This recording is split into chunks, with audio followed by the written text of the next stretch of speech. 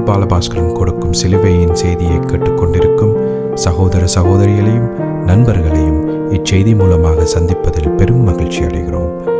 தாம் ஒருவரே ஞானமுள்ளவருமாயிருக்கிற தேவனுக்கு இயேசு கிறிஸ்துவின் மூலமாக என்றென்றைக்கும் மகிமையும் கனமும் உண்டாவதாக. ஆமீன்.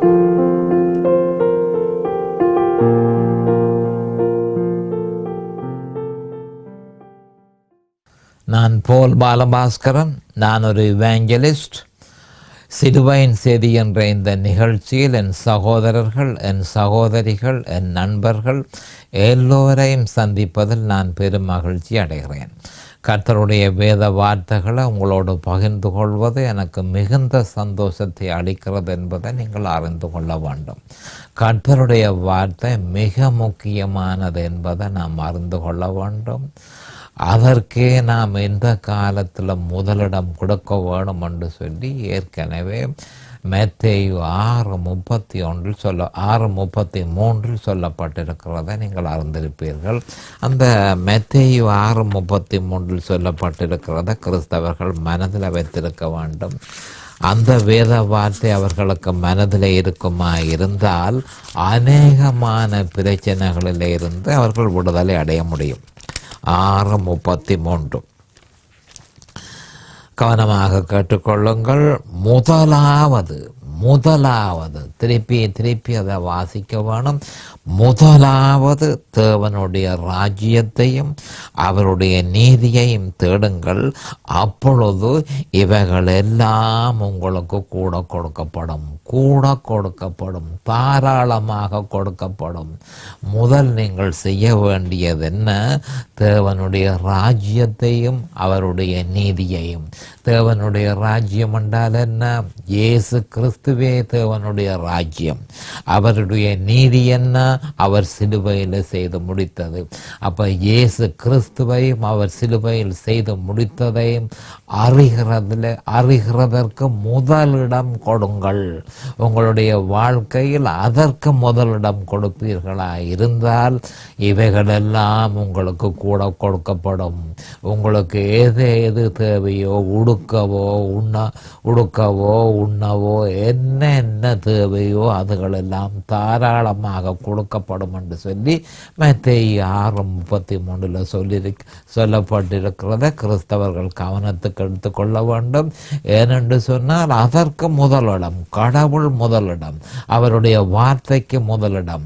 அந்த வார்த்தை இயேசு கிறிஸ்துவையும் அவர் சிலுவையில் செய்து முடித்ததையும் பிரகடனப்படுத்துறது என்பதை ஏற்கனவே யோவான் 1:1, 1:14, 1:29 நான் தெளிவாக உங்களுக்கு விளங்கப்படுத்தி இருக்கிறேன். இப்பொழுது நாங்கள் இந்த சிலுவையின் செய்தியில் ரோமர் 6ஆம் அதிகாரத்தில் இருக்கிறோம். 1ஆம் வசனத்தை நாம் கவனமாக அறிந்து கொள்ளணும். 1வது வசனத்தையே இப்போ சில காலமாக நான் பிரசங்கித்து கொண்டிருக்கிறேன். அப்போ அந்த 1வது வசனம் மிகுந்த முக்கியத்துவம் வாய்ந்த ஒரு வசனமாக இருக்கு. அதில் அந்த பாவம் வந்து முக்கிய இடத்தை பெறுகிறது என்பதை நீங்கள் அறிந்து கொள்ள வேண்டும். மனுஷகுலத்தின் பிரச்சனை அந்த பாவம். ஆதாமில் இருந்து பிறக்கும் பொழுது அவனுக்குள்ள இருந்த பாவம் அவனுடைய குமாரத்திகள் எல்லாருக்குள்ளையும் வந்திருக்கிறத நாம் அறிந்து கொள்ள வேணும். எல்லோரும் பாவிகளாக இந்த பூமியிலே பிறந்து பாவிகளாக வாழ்ந்து மரண தண்டனை எங்களுக்கு நியமிக்கப்பட்டிருக்கிறது. அந்த மரண தண்டனையின்படி இந்த பூமியில கொஞ்ச காலம் வாழ்ந்து கண்ணை மூடி பாதாளத்துக்குள்ள தள்ளப்படும் போது உறுதியாக்கப்பட்டிருக்கிறது என்பதை நாம் அறிந்து கொள்ள வேண்டும். அப்ப நான் சொல்லுகிறது என்ன மாதிரி என்றால், மனுஷகுலத்தின் பிரச்சனை அந்த பாவம் அதை கச்சிதமாக செய்து முடிக்கிறது என்பதை நாம் அறிந்து கொள்ள வேணும். அதிலிருந்து மனுஷனுக்கு விடுதலை வேணும். அந்த விடுதலையை கர்த்தராகிய இயேசு கிறிஸ்து மனுஷனாக இந்த பூமிக்கு வந்து செய்து முடித்தார் என்பதை நாம் அறிந்து கொள்ள வேண்டும். ஆனபடியால் அந்த பாவம் மிகுந்த முக்கியத்துவம் வாய்ந்தது. அதை பற்றி இன்னும் அதிகமாக அறிந்து கிறிஸ்தவர்கள் அந்த பாவத்துக்கு பயந்து நடுங்கி கர்த்தராகிய இயேசு கிறிஸ்துவையும் அவர் சிலுவையில் செய்து முடித்ததையும் தொடர்ந்து விசுவாசித்து 100% அவர்கள் தங்கி இருக்க வேண்டும் என்பதே எதிர்பார்ப்பாக இருக்கிறது. நாம் இப்பொழுது ரோமர் 6ஆம் அதிகாரத்துக்கு போய் 1ஆம் வசனத்தை பார்ப்போம். ஆகையால் என்ன சொல்லுவோம்? கிருபை பெருகும்படிக்கு பாவத்திலே நிலைநிற்கலாம் என்று சொல்லுவோமா? கூடாதே. திருப்பி மறுபடியும் சரியான முறையில் இது மொழிபெயர்க்கப்படவில்லை என்பதை நான் உங்களுக்கு அறிவிக்கிறேன். ஆரையும் நான் அதற்காக குற்றம் சொல்லவில்லை. அந்த மொழிபெயர்ப்பு தவறாக இருக்கிறதுனால கிறிஸ்தவர்கள் தாங்க முடியாத வேதனையை இன்னும் அனுபவித்து கொண்டிருக்கிறார்கள். நமது சரியான டிரான்ஸ்லேஷன் அப்படி இருக்க வேணும் என்பதை பார்ப்போம். ஆகையால் என்ன சொல்லுவோம்? அந்த கிருபை பெருகும்படிக்கு அந்த பாவத்திலே நிலைநிற்கலாம் என்று சொல்லுவோமா? கூடாதே என்று சொல்லி பவுல் அப்போஸ்தலர் தெளிவாக சொல்லியிருக்கிறார். அதை பற்றி நாங்கள் விவரமாக பார்ப்பதற்கு முதல் ஜெபத்திற்கு கடந்து செல்லுவோம். அருமையானங்கள் பிதாவே, உமக்கு சோஸ்திரம். பரலோகத்தின் தேவனே, உமக்கண்டைக்கும் சோஸ்திரம். உம்முடைய குமாரன் இயேசு கிறிஸ்துவை பலியாக சிலுவையில் ஒப்பு கொடுத்து அவருடைய வெளியேற பெற்ற இரத்தத்தினால் தேவரே நீரங்களை மீட்டுக்கொண்டீர். அதற்காக உமக்கண்டைக்கும் சோஸ்திரம் பிதாவே.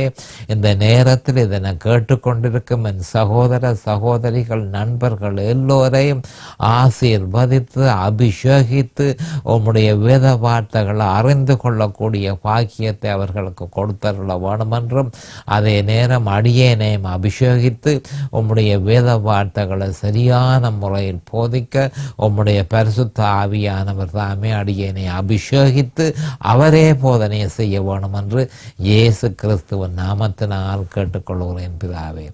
ஆமேன் and amen and amen. Hallelujah, hallelujah, hallelujah. Thank you Jesus, thank you Jesus. அப்போ இந்த ரோமர் 6 கொண்டு ஒன்ற அந்த வசனத்திற்கு நான் ஏற்கனவே ஒரு தலையங்கத்தை தெரிந்திருந்தேன். அந்த தலையங்கத்தின் கீழ் தான் பிரசங்கம் தொடருகிறது என்பதை இதனை கேட்டுக்கொண்டிருக்கிற சகலரும் அறிந்து கொள்ள வேண்டும். அந்த தலையங்கம் என்ன? பாவ சுபாவம். பாவ சுபாவம். அந்த பாவத்துக்கு இன்னொரு பேர் பாவ சுபாவம். அந்த பாவத்துக்கு இன்னொரு பேர் ஜென்ம சுபாவம். அந்த பாவத்துக்கு இன்னொரு பேர் ஆதாமின் பாவம், ஆதாமின் சுபாவம் என்று சொல்லி பல்வேறு பேர்களால் அது அழைக்கப்படுகின்றது. அப்போ பாவ சுபாவம் தான் இந்த வேத வார்த்தைக்கு ரோமர் 6:1 நான் தெரிந்து கொண்ட தலையங்கம் என்பதை நாம் தெளிவாக அறிந்து கொள்ள வேண்டும். அப்போ கடந்த செய்தியில் குறிப்பாக நாங்கள் நம்முடைய ஆண்டவராகிய இயேசு கிறிஸ்து சிலுவையில் எல்லாவற்றையும் செய்து முடித்த உடனே அவர் பரதீசுக்கு போய் சிறப்பட்டவர்களை சிறையாக்கி அவர்களை பரலோகத்துக்கு கொண்டு போனார் என்று சொல்லி சொல்லப்பட்டிருக்கிறது. அப்போ பழைய ஏற்பாட்டில் உள்ள பழைய ஏற்பாட்டு பரிசுத்தவான்கள் சிறைப்பட்டிருந்தார்கள். சாத்தானால் சிறைக்குள்ள வைக்கப்பட்டிருந்தார்கள். அந்த சிறையிலே இருந்து அவர்களுக்கு விடுதலை கொடுத்து அவர்களை அவர் பரலோகத்துக்கு எடுத்து சென்றார் என்றும், அது என்ன மாதிரி நடைபெற்றதென்றதை மத்தேயு நமக்கு தெளிவாக 27 மத்தேயு 27:50-54 அதை தெளிவுபடுத்தி இருக்கிறதை பற்றியும் நாங்கள் பார்த்தோம். அப்போ எல்லாம் இப்பொழுது பாவம் முற்றும் முழுதுமாக நிவர்த்தி செய்யப்பட்டபடியினால் பரிசுத்த ஆவியானவர் வல்லமையாக அவர் தம்முடைய அழைப்பை மேற்கொள்ளுகிறார். அப்போ பரிசுத்த ஆவியானவர் மட்டும் அழைப்பை மேற்கொள்ளவில்லை, அவர் மணவாட்டிகள் இயேசு கிறிஸ்துவை விசுவாசிக்கிற விசுவாசிகளையும் தான் சொல்லுகிற அதே மாதிரி, தான் அழைக்கிற அதே மாதிரி நீங்களும் இந்த காணாமல் போன மனுஷர்கள், அதாவது மரித்து கொண்டிருக்கிற மனுஷர்களை நீங்கள் அவர்களுக்கு அழைப்பு கொடுத்து இயேசு கிறிஸ்துவனுடைய ரட்சிப்பை அவர்களும் பெற்றுக்கொள்ள நீங்களும் என்னோட நான் சொல்லுகிற மாதிரி நீங்களும் அவர்களை அழைக்க வேணும் என்று சொல்லியிருந்தார். ஜீவ தண்ணீரை அவர்கள் இலவசமாய் ரட்சிப்பை அவர்கள் இலவசமாய் வாங்கி கொள்ள அழைப்பு விடுத்தார் என்று சொல்லி நாங்கள் பார்த்திருக்கிறோம். ஆனால் இப்பொழுது அப்போ முந்தின காலத்தில் பழைய ஏற்பாட்டில் பரிசுத்தவான்கள், விசுவாசிகளாகிய பரிசுத்தவான்கள் மரித்தவுடனே அவர்களுடைய சரீரம் இந்த பூமியில் கல்லறையிலேயோ அல்லது சில வேளைகளிலே எரிக்கப்பட்டோ சரீரம் அந்த மாதிரியாக கல்லறையில் வச்சு தாக்கப்படுகிறது, கல்லறையில் தாக்கப்படுகிறது. மற்றது சில பேர் எரிக்கப்படுகிறார்கள். இந்த விதமாக நடக்கிறது. ஆனால் அவர்களுடைய ஆவியும் ஆத்மாவும் பரதீசுக்குள் அழைக்கப்பட்டு அங்கு சாத்தானால சிறைக்குள்ள அவர்கள் வைக்கப்பட்டிருந்தார்கள் என்பதை நாம் அறிகிறோம். இயேசு கிறிஸ்து தற்பொழுது சிலுவையில் எல்லாவற்றையும் செய்து முடித்து it is finished, எல்லாம் முடிந்தது என்று யோவான் 19:30 சொல்லி இருக்கிறார், பிரகடனப்படுத்தி இருக்கிறார். எல்லாம் முடிந்தது. ஆனால் முடிந்தபடியினால் இனிமேல் பரிசுத்தவான்கள், புதிய ஏற்பாட்டு பரிசுத்தவான்கள் மரித்த உடனடியாக அவர்கள் பரதீசுக்கு அல்ல பரலோகத்துக்கு போகிறார்கள் என்பதை நாம் அறிந்து கொள்ள வேண்டும். அப்போ பிலிப்பியர் 1:23 இப்படி நடைபெறுகிறது என்று சொல்லப்பட்டிருக்கிறது. பரிசுத்தவான்கள், தற்போதைய பரிசுத்தவான்கள் மரித்தவுடன் அவர்கள் நேரடியாக பரலோகத்துக்கு போகிறார்கள் என்ற உண்மையை நாம் அறிந்து கொள்ள வேண்டும். ஏனென்று சொன்னால் அப்போ கிருபை அவர்களுக்கு கொடுக்கப்படுகிறது. ஏன் கொடுக்கப்படுகிறது? பாவம் சிலுவையிலே அகற்றப்பட்டபடியினால், பாவத்துக்கு நிவர்த்தி கண்டபடியினால், பாவத்துக்கு பரிகாரம் கண்டபடியினால் கிருபை தங்கு தடையின்றி கொடுக்கப்படுகிறது என்பதை நாம் அறிந்து கொள்ள வேண்டும். ஆனால் ஆர் அந்த கிருபையை பெறலாம்? எல்லாரும் பெறலாமோ? கிருபை எல்லாருக்கும் உண்டு. ஆனால் விசுவாசிப்பவனுக்கே கிருபை கொடுக்கப்படுகிறது என்ற உண்மையை நாம் அறிந்து கொள்ள வேண்டும். இயேசு கிறிஸ்து ஏற்கனவே எல்லாருக்கும் பாவத்தை நிவர்த்தி செய்திருக்கிறார். முழு மனுஷ குலத்துக்கும் பாவத்தை நிவர்த்தி செய்திருக்கிறார்.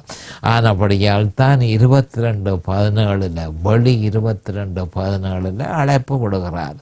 அப்போ அந்த கிருபையை பெற்றுக்கொள்கிறதற்கு தகுதி உள்ளவன் யார்? இதை நாம் அறிந்து கொள்ள வேண்டும். எல்லாருக்கும் அவர் மரித்திருக்கிறபடியினால நாங்கள் உலகம் முழுக்க எங்களுக்கு கிடைக்கும், நாங்கள் பரலோகத்துக்கு போகிறோம் என்று சொல்லி அவர்கள் துணிவாக அவர்களும் பிரகடனப்படுத்துகிறார்கள். அப்படி அல்ல. ஆனால் அது விசுவாசிப்பவனுக்கு மட்டுமே அது கொடுக்கப்படுகிறது என்ற உண்மையை நாம் அறிந்திருக்க வேணும். யோவான் 3:16 இதை பற்றி சொல்லியிருக்கிறது. கவனமாக கேளுங்கள். தேவன் தம்முடைய ஒரே பேரான குமாரனை விசுவாசிக்கிறவன் எவனோ, மறுபடியும் வாசிக்கிறேன். தேவன் தம்முடைய ஒரே பேரான குமாரனை விசுவாசிக்கிறவன் அவனோ அவன் கெட்டு போகாமல் பாதாளத்துக்கு போய் அவன் நிர்மூலமாக்கப்படாமல் அவன் கெட்டு போகாமல் நித்திய ஜீவனை அடையும்படிக்கு அவரை தந்தருளி இவ்வளவாய் உலகத்தில் அன்பு கூர்ந்தார் என்று சொல்லப்பட்டிருக்கிறது. அப்போ இயேசு கிறிஸ்துவை எவன் விசுவாசிக்கிறானோ அவன் கிருபையை பெற்றுக்கொள்ள முடியும். எவன் விசுவாசிக்கவில்லையோ அவன் கிருபையை பெற்றுக்கொள்ள முடியாது என்பது யோவான் 3:16 படி உறுதிப்படுத்தப்பட்டிருக்கிறது. அப்ப கிருபை எந்த காலத்திலும் சிலுவையிலேயே, வேறு ஒரு இடத்திலும் அல்ல, சிலுவை மூலமாகவே கிருபை நமக்கு தரப்படுகிறதுன்ற உண்மையை நாம் அறிந்து கொள்ள வேணும். அப்போ சிலுவையில் நம்முடைய விசுவாசம் இருக்கும் பொழுது இயேசு கிறிஸ்துவிலும் அவர் சிலுவையில் செய்து முடித்ததிலும் நம்முடைய விசுவாசம் இருக்கும் பொழுது கிருபை நமக்கு தாராளமாக தரப்படுகிறது, கிருபை நமக்கு உறுதிப்படுத்தப்படுகிறது என்பதை நாம் அறிந்து கொள்ள வேணும்.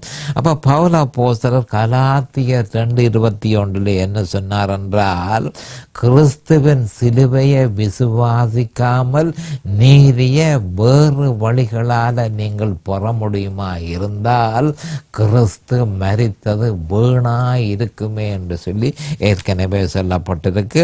அப்போ கிறிஸ்து இல்லாமல் வேறு எதனிலும் நாங்கள் விசுவாசத்தை வைத்தபடியினால் என்ன நடக்குது? அப்போ கிறிஸ்துவின் சிலுவையில் விசுவாசம் இருக்கும் பொழுதுதான் கிருபை கொடுக்கப்படுகிறது. கிறிஸ்துவின் சிலுவையை விட்டு விலகி வேறு ஏதாவதற்கும் நம்முடைய விசுவாசம் செல்லுமா இருந்தால், விசுவாசம் திசை திருப்பப்பட்டிருக்குமா இருந்தால் நடக்கிற விஷயத்தை அறிந்து கொள்ளுங்கள். உடனடியாக அந்த பாவ சுபாவம் ஆதாமின் சுபாவம் மறுபடியும் உயிர்த்தெழுந்து செயல்படாமல் இருந்த அந்த பாவம் மறுபடியும் உயிர்த்தெழுந்து மனுஷனை அவன் கிறிஸ்தவனாக இருக்கிறவன் விசுவாசத்தை திசை திருப்பினதனால என்ன நடக்குது?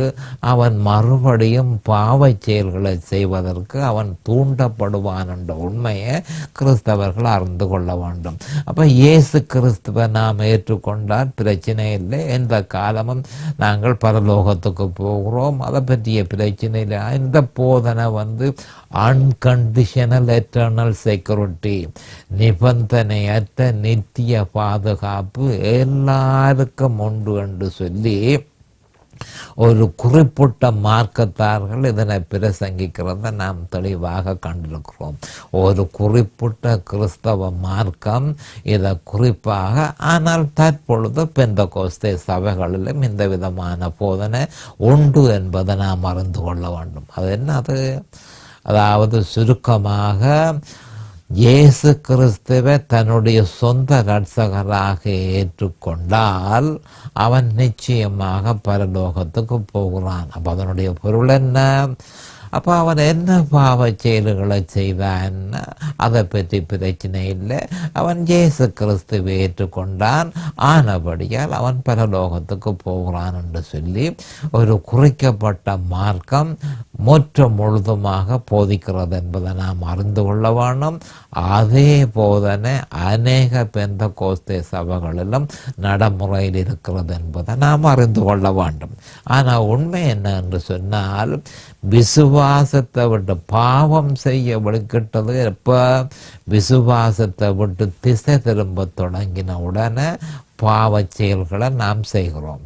அப்போ பாவச் செயல்களை செய்து அதற்கு தேவன் ஏற்கனவே நமக்கு தந்திருக்கிற வழியின் மூலம் பாவச் செயல்களுக்கு தீர்வு காணாமல் பாவச் செயல்களை தொடர்ந்து கொண்டு இருக்கும் பொழுது அவன் விசுவாசத்தில் நிச்சயமாக திசை திருப்பப்பட்டிருக்கிறான் என்பது உறுதியாகிறது.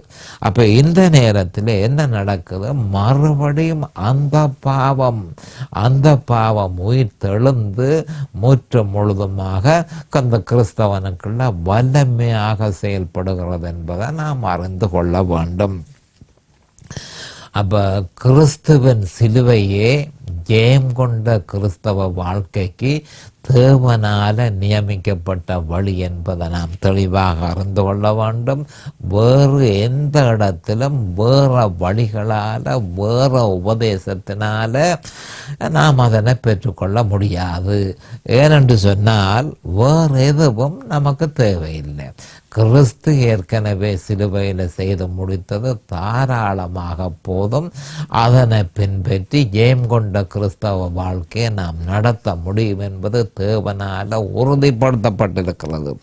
ஆனபடியால் விசுவாசி பாவத்தை மேற்கொண்ட வாழ்க்கை, விசுவாசியினுடைய வாழ்க்கை என்னவா இருக்க வேணும்?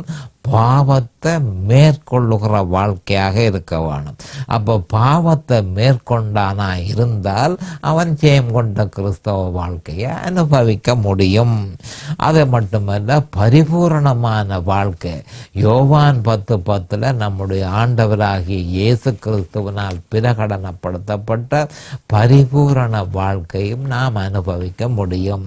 அப்போ பரிபூரண வாழ்க்கை, ஜெயம் கொண்ட கிறிஸ்தவ வாழ்க்கையை நாம் வாழ வேணுமா இருந்தால் பாவத்தை நாம் மேற்கொள்ள வேணும். அப்போ பாவத்தை மேற்கொள்ள தேவனால் நியமிக்கப்பட்ட வழி சிலுவையில் அறையப்பட்ட இயேசு கிறிஸ்து என்பதை நாம் திடமாக நம்முடைய இருதயத்தில் நிலைநாட்டி வைத்திருக்க வேணும், நங்கூரமிடப்பட்டிருக்க வேண்டும் என்று நான் உங்களுக்கு சொல்கிறேன். அப்போ சில வேத வாக்கியங்களை நான் உங்களுக்கு தருகிறேன். சிலுவையை பற்றி இந்த வேத வாக்கியங்கள் சரியான முறையில் பிரகடனப்படுத்துகிறபடியினால் அதை நாம் இடைவிடாமல் தொடர்ந்து அதை நாங்கள் பரிசீலனை செய்து, அதை உணர்ந்து, அதை விசுவாசித்து அதனுடைய பலாபலன்களை நாம் பெற்றுக்கொள்ள வேண்டும். ரோமர் 6:1-14, 1 கொரிந்தியர் 1:17-18, 1 கொரிந்தியர் 1:21, 1 கொரிந்தியர் 1:23, 1 கொரிந்தியர் 2:2, கலாத்தியர் 6:14, மற்றது கொலோசியர் 2:14-15, கலாத்தியர் 5ஆம் அதிகாரம்.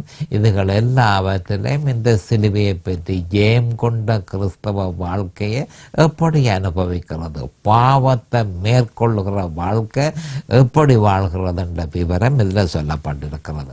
அப்போ அந்த பாவத்தை பற்றி நாங்கள் குறிப்பாக நம்ம அது என்று சொன்னால், ரோமர் 6ஆம் அதிகாரத்தில் மட்டும்தான் அந்த பாவத்தை எப்படி மேற்கொள்ளுவதென்ற விவரம் தெளிவாக கொடுக்கப்பட்டிருக்கிறது. இதில் ஒரு சிறு உண்மையை, மிக முக்கியமான ஒரு உண்மையை நாம் அறிந்திருக்க வேணும்.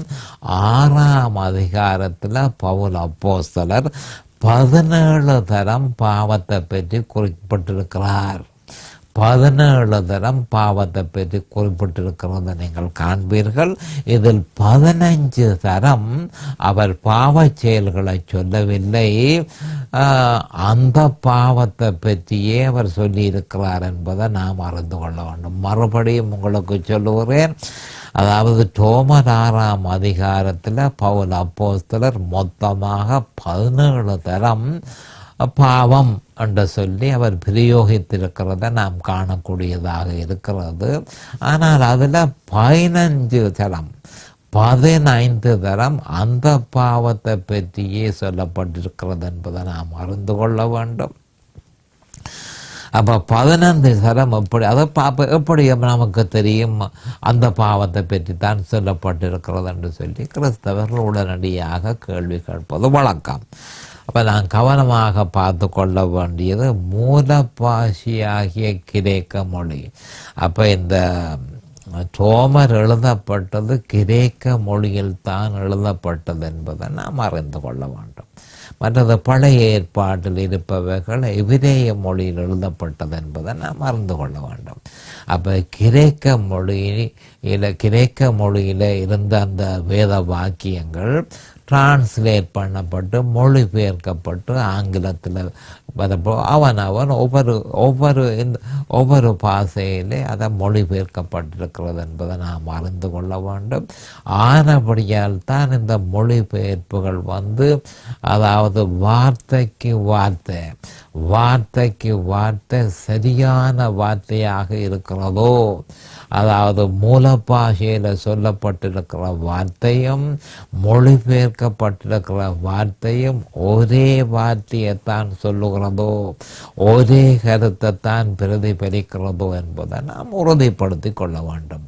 இப்போ நாம் தெளிவாக இங்கு காணக்கூடியதாக இருக்கு. கிரேக்க பாஷையில் அந்த பாவம் என்று எழுதப்பட்டிருக்க மொழிபெயர்ப்பில் அதை பாவம் என்று சொல்லி மொழிபெயர்க்கப்பட்டிருக்கிறதன் மூலம் அதனுடைய பொருள்கள் தவறாக அர்த்தம் கொள்ளப்பட்டு அதற்கு நிர்பந்தமான வாழ்க்கையை ஏராளமான கிறிஸ்தவர்கள் அனுபவிக்கிறார்கள் என்பதை நாம் அறிந்து கொள்ள வேண்டும். அப்போ அந்த பாவம் என்று சொல்லப்படும் பொழுது அது ஆதாமின் பாவத்தை பற்றித்தான் சொல்கிறது, ஜென்ம சுபாவத்தை பற்றித்தான் சொல்லுகிறது, அந்த பாவத்தை பற்றித்தான் சொல்கிறது என்று சொல்லி நாம் தெளிவாக அறிந்து கொள்ள வேணும். அப்போ இதுகள் பாவ செயல்களை, அந்த பாவம் என்று சொல்லப்பட்டிருக்கிறது பாவ செயல்களை பற்றி சொல்லவில்லை, மறுபடியும் திருப்பி இதனை சொல்ல வேண்டியதாக இருக்கிறது. 15 தரம் அந்த பாவம் என்று சொல்லப்பட்டிருக்கிறது. அப்போ அந்த பாவம் என்று சொல்லப்பட்டிருக்கிற இடத்துல பாவ செயல்களை சொல்லவில்லை என்பதையும், ஆதாமிலே இருந்து வந்த அந்த பாவத்தை பற்றித்தான் சொல்லப்படுகிறது என்பதை நாம் தெளிவாக அறிந்திருக்க வேண்டும். அப்போ தமிழ் அல்லது எங்களோட தமிழ் வேதாகமத்தில், மற்றது கிங் ஜேம்ஸ் வெர்ஷன் ஆங்கில வேதாகமத்திலும் சரியான முறையில் அதை டிரான்ஸ்லேட் பண்ணப்படவில்லை என்று ஏற்கனவே நான் உங்களுக்கு சொல்லியிருக்கிறேன். ஒரே ஒரு ஆங்கில வேதாகமத்தில் இது தெளிவாக சொல்லப்பட்டிருக்கிறது. அது young literal translation of the holy Bible. Young literal translation of the holy Bible. இன்டர்நெட்டிலையும் அதை போய் நாங்கள் பார்க்கக்கூடியதாக இருக்கிறது. அப்போ அந்த young literal translation of the holy பைபிளில் அந்த பாவம் வீசன் என்றே சொல்லப்பட்டிருக்கிறது என்பதை நாம் அறிந்து கொள்ள வேண்டும். மனுஷகுலத்தின் பிரச்சனை அந்த பாவமே பாவ செயல்களை உற்பத்தி செய்கிறது. மனுஷனுடைய இருதயம் ஒரு ஃபேக்டரி, ஒரு தொழிற்சாலையாக இருக்கிறது. அப்போ மனுஷனுடைய இருதயத்தில் பாவ செயல்களை செய்வதற்கு தூண்டுகிறது அந்த பாவம் தான் என்பதை நாம் அறிந்து கொள்ள வேண்டும். அப்போ இதனை மேற்கொள்வதற்கு தேவனால் நியமிக்கப்பட்ட வழியை ஒரு கிறிஸ்தவன் அறியாவிட்டால் அந்த உற்பத்தியை ஒரு காலமும் தடுத்து நிறுத்த முடியாது என்பதை கிறிஸ்தவர்கள் அறிந்து கொள்ள வேண்டும். பாவ சுபாவம் பாவ செயல்களை உற்பத்தி செய்கிறது. அப்போ இதனை தடை செய்வதற்கு, இதனை நிறுத்துவதற்கு தேவனால நியமிக்கப்பட்ட வழியை நாம் அறியாதிருந்தால், அதனை நாங்கள் அறிந்து அதனை விசுவாசித்து அதனை முழுதுமாக பயன்படுத்தி அந்த பாவத்தை நாம் மேற்கொள்ளாதிருந்தால் பாவ செயல்களை நம்முடைய இருதயம் உற்பத்தி செய்வதை ஒரு பொழுதும் தடுக்க முடியாது என்பதை நாம் அறிந்து கொள்ள வேண்டும்.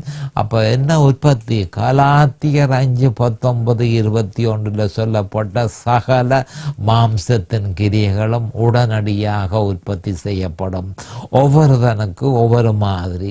எல்லாருக்கும் கலாத்தியர் 5:19-21 சொல்லப்பட்ட அவ்வளவு கிரியைகளும் இருக்குமோ? அப்படி அல்ல. ஒருதனுக்கு வித்தியாசம், ஒருதனுக்கு வித்தியாசமாக இந்த மாம்சத்தின் கிரியைகள் செயல்படும் என்பதை நாம் தெளிவாக அறிந்து கொள்ள வேண்டும். அப்போ பவுல் அப்போஸ்தலருக்கே முதலாக அந்த பாவத்தை பற்றிய வெளிப்பாடு கொடுக்கப்பட்டது என்பதை நாம் அறிந்து கொள்ள வேண்டும். வேறொருவருக்கும் அது தெளிவுபடுத்தப்படவில்லை, அந்த வெளிப்பாடு கொடுக்கப்படவே இல்லை. அப்போ ஒரே ஒரு மனுஷன் பவுல் அப்போஸ்தலருக்கே அந்த வெளிப்பாடு கொடுக்கப்பட்டது என்பதை அவரே கலாத்தியர் 1:11-12 சொல்லி இருக்கிறதை நாம் தெளிவாக அறிந்து கொள்ள முடியும். அப்போ அந்த பாவத்தை பற்றிய வெளிப்பாடு பவுல் அப்போஸ்தலருக்கே கொடுக்கப்பட்டது. அதனையே நாங்கள் பாவ சுபாவம் என்கிறோம், ஜென்ம சுபாவம் என்கிறோம், ஆதாமின் சுபாவம் என்கிறோம், அந்த பாவம் என்கிறோம். இப்படியாக பல்வேறு விதமான பெயர்களினால் அது அழைக்கப்படுகிறது. அப்போ அந்த பிரச்சனையை எப்படி கையாளுவது என்பதும் முதலில் பவுல் அப்போஸ்தலருக்கே கொடுக்கப்பட்டது. இப்பொழுது நேரம் சமீபமாகிவிட்டது. அடுத்த செய்தியில் நான் உங்களை சந்திக்கும் வரை கர்த்தராகிய இயேசு கிறிஸ்துவின் நாமத்தினால் நான் உங்களை ஆசீர்வதிக்கிறேன். அவருடைய கிருபையும் அவருடைய இரக்கமும் உங்களுக்கு தாராளமாக கிடைப்பதாக. இயேசுவின் நாமத்தில் பரிசுத்த பிதாவே, ஆமேன் and ஆமேன் and ஆமேன். இந்த சிலுவையின் செய்தியை கேட்பவர்கள் அதன் ஆவிக்குரிய பலனை பூரணமாக அடைய வேண்டும் என்பதே நம்முடைய பிரார்த்தனையாகும். தொலைபேசி மூலம் தொடர்பு கொள்ள விரும்புவோர் 647-465-1224 மூலமும், இமெயில் மூலம் தொடர்பு கொள்ள விரும்புவோர் paulbalabaskaran@gmail.com மூலமும் தொடர்பு கொள்ளலாம்.